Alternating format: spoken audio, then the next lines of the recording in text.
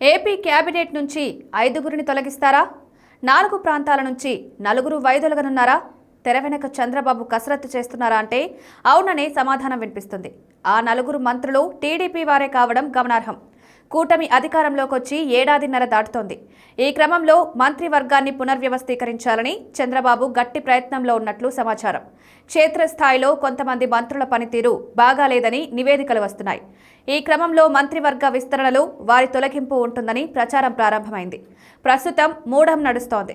2 నెలల వరకు ఉంటుంది. అది దాటిన మరుక్షణం మంత్రుల మార్పు ఉంటుందని మాత్రం పెద్ద ఎత్తున ప్రచారం సాగుతోంది. 24 మంది మంత్రులతో సీఎం చంద్రబాబు ప్రభుత్వాన్ని ఏర్పాటు చేశారు. ఏకైక డిప్యూటీ సీఎంగా పవన్ కళ్యాణ్ ఉన్నారు. ఆయన కీలక మంత్రిత్వ శాఖలను సైతం నిర్వర్తిస్తున్నారు. అయితే మంత్రివర్గంలో ఒక పదవి ఖాళీ ఉంది. అది జనసేన నేత నాగబాబు కోసమేనని పెద్ద ఎత్తున ప్రచారం ప్రారంభమైంది. నాగబాబును కేబినెట్లోకి తీసుకుంటామని చంద్రబాబు ప్రకటన చేసేసరికి ఈ ఊహాగానాలు వచ్చాయి.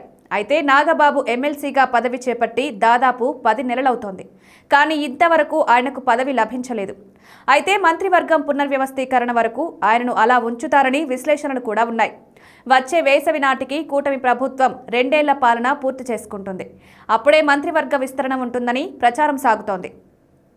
ప్రధానంగా ఇప్పుడున్న 4 మంత్రులను తొలగిస్తారని ప్రచారం జరుగుతోంది. వారి పనితీరు ఎంత మాత్రం బాగాలేకపోవడంతోనే ఈ నిర్ణయానికి చంద్రబాబు వచ్చినట్లు తెలుస్తోంది. వైసీపీ నుంచి వచ్చిన 2కి మంత్రి పదవులిచ్చారు చంద్రబాబు. నెల్లూరు జిల్లాకు చెందిన ఆనం రామనారాయణ రెడ్డి, కృష్ణా జిల్లాకు చెందిన కొలుసు పార్థసారథులకు మంత్రి పదవులిచ్చారు చంద్రబాబు. అయితే ఇప్పుడు వారిద్దరిని తప్పిస్తారని తెలుస్తోంది. ఆనం రామనారాయణ రెడ్డిని తప్పిస్తే నెల్లూరు జిల్లా నుంచి సోమిరెడ్డి చంద్రమోహన్ రెడ్డికి ఇస్తారని సమాచారం. కొలుసు పార్థసారథిని తప్పిస్తే కృష్ణా జిల్లా నుంచి మరొకరికి ఛాన్స్ దక్కే పరిస్థితి కనిపిస్తోంది.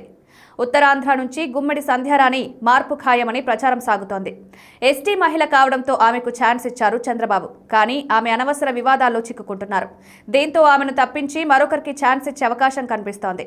మరోవైపు రాయలసీమకు చెందిన సవితను తప్పిస్తారని తెగ ప్రచారం నడుస్తోంది. ఆమె పనితీరు పట్ల కూడా సీఎం చంద్రబాబు అసంతృప్తిగా ఉన్నట్లు తెలుస్తోంది. ప్రస్తుతం మంత్రి పదవుల కోసం దాదాపు 12 మందికి పైగా వేచి చూస్తున్నారు. ఉత్తరాంధ్ర నుంచి కళా వెంకట్రావు, కూన రవికుమార్, గంటా శ్రీనివాసరావు, జ్యోతుల నెహ్రూ, ధూళిపాల నరేంద్ర, ఎరపతినేని శ్రీనివాసరావు, సుజనా చౌదరి, విష్ణుకుమార్ రాజు, కేయూ ఫ్యామిలీ, పరిటాల సునీత, ఇలా చెప్పుకుంటూ పోతే చాంతానంత లిస్టుంది.